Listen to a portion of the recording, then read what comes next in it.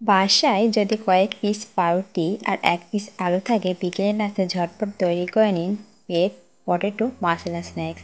খেতে কিন্তু অসম্ভব মজার হয়। আসসালামু আলাইকুম viewers, welcome back to my channel Raja's cooking and speaking. নতুন একটা এপিসোডে আপনাদের সবাইকে স্বাগতম। তো চলুন দেখে নিই বাসায় খুব সহজে কীভাবে এই রেসিপিটি তৈরি করতে হয়। এটাকে খুব ভালোভাবে গ্রেট করে নিতে হবে।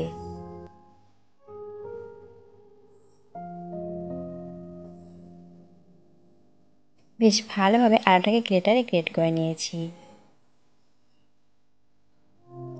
সেই সাথে এর মধ্যে দিয়ে দেব স্বাদ মতো লবণ, আর দিয়ে দেব হাফ চা চামচ শুকনো মরিচের গুঁড়ো।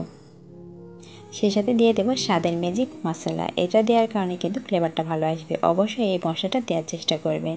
তো সেটা আমি দিয়ে দেব।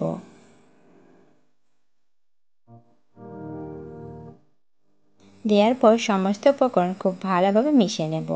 আর কোনো উপকরণ লাগছে না, শুধুমাত্র অল্প উপকরণে মজার একটা রেসিপি তৈরি করা যায়। খুব ভালোভাবে লক্ষ্য করলে বুঝতে পারবে। তো খুব ভালোভাবে সমস্ত উপকরণ হাতের সাহায্যে মাখিয়ে নেব। তো খুব ভালোভাবে আলুটাকে মাখিয়ে নিয়েছি। এখন একটা সাইডে রেখে দেব। আর সেই সাথে এখানে নিয়েছি 3 পিস পাউরুটি। 3 পিস পাউরুটি নেওয়ার পর এখান থেকে আগে থেকে যে আলুটা আমি মাখিয়ে রেখেছিলাম সেটা পাউরুটির গায়ে এভাবে লাগিয়ে নিতে হবে। তবে আপনারা চাইলে চামচ দিয়ে লাগিয়ে নিতে পারেন।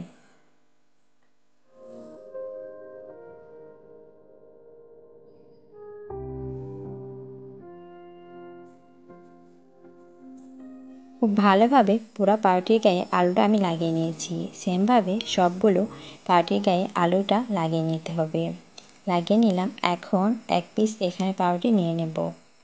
এখন ছুরির সাহায্যে পিস পিস করে কেটে নেব। প্রথমে পাউরুটিটাকে আমি 3 পিস করে কেটে নেব। তারপর মাছ বরাবর একটা পিস করে কেটে নিতে হবে।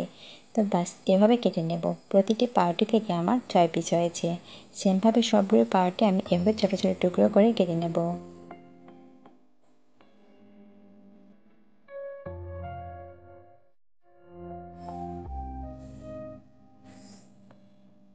সবগুলো পাউরুটি আমি কেটে নিয়েছি। এখন একটা বাটিতে নিয়ে নেব 2 চামচ কর্নফ্লাওয়ার।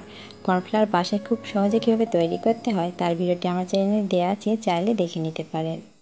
কিছুটা পানি দিয়ে খুব ভালোভাবে কর্নফ্লাওয়ারটাকে গুলে নিতে হবে।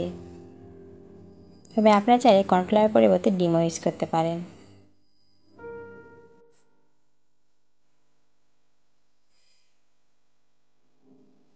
এখন কর্নফ্লাওয়ারের মধ্যে পাউরুটির টুকরোটাকে কোট করে নিতে হবে। তো এখন ব্রেড ক্রাম্বসে গড়িয়ে নেব। চাই এই নাস্তাটি বেশি বানিয়ে ডিপ ফ্রিজে রেখে 1 মাস সংরক্ষণ করতে পারেন। যখন প্রয়োজন তখন ফ্রিজ থেকে বের করে ডুবো তেলে ভেজে নিতে হবে পারফেক্ট একটা স্ন্যাক্স। চাইলে বাচ্চাদের টিফিনেও কিন্তু এই রেসিপি দিতে পারেন, বাচ্চারা তো ভীষণ পছন্দ করবে। তো সেমভাবে সবগুলো স্ন্যাক্স এভাবে রেডি করে নিতে হবে।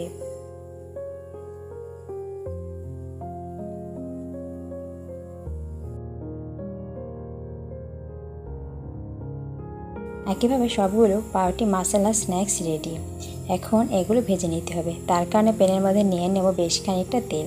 আর তেলটাকে খুব ভালোভাবে হালকা গরম করে নিতে হবে। তেলটা যখন খুব ভালোভাবে হালকা গরম হয়ে যাবে একে একে সবগুলো পাউরুটির টুকরোগুলো দিয়ে দিতে হবে। আর এপিট ওপিট করে ক্রিস্পি করে ভেজে নেব।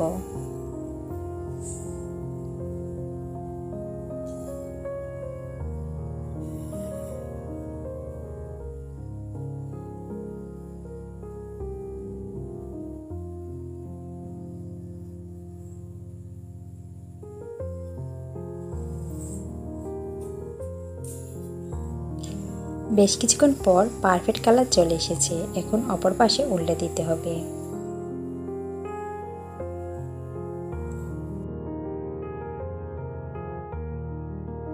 খুব ভালোভাবে স্ন্যাক্স আমি ভেজে নিয়েছি। এখন এক্সট্রা তেলটা ঝরিয়ে নেওয়ার পর পরিবেশন করে নেব।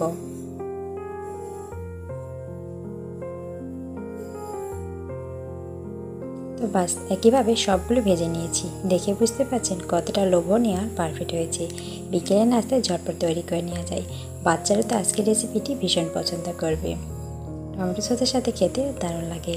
তো ভিউয়ার্স, আজকে সহজ রেসিপি যদি ভালো লাগে একটা শেয়ার করতে ভুলবেন না। আর এমন সহজ রেসিপি প্রতিনিয়ত পেতে চাইলে আমার ফেসবুক পেজ এবং ইউটিউব চ্যানেল সাবস্ক্রাইব করতে পারেন, আর ফেসবুক পেজটি ফলো দিয়ে রাখতে পারেন সহজ রেসিপি প্রতিনিয়ত পেতে। আর আজকের রেসিপি আপনাদের কাছে কেমন লেগেছে অবশ্যই কমেন্ট করে জানাতে ভুলবেন না। দেখা হচ্ছে নেক্সট এপিসোডে। সেই পর্যন্ত সকলে ভালো থাকবেন, সুস্থ থাকবেন। আমার সাথে থাকার জন্য সবাইকে অসংখ্য ধন্যবাদ। দেখা হচ্ছে নেক্সট এপিসোডে। আজকের মতো এখানে বিদায় নিলাম। আসসালামু আলাইকুম, আল্লাহ হাফিজ। Thank you for watching.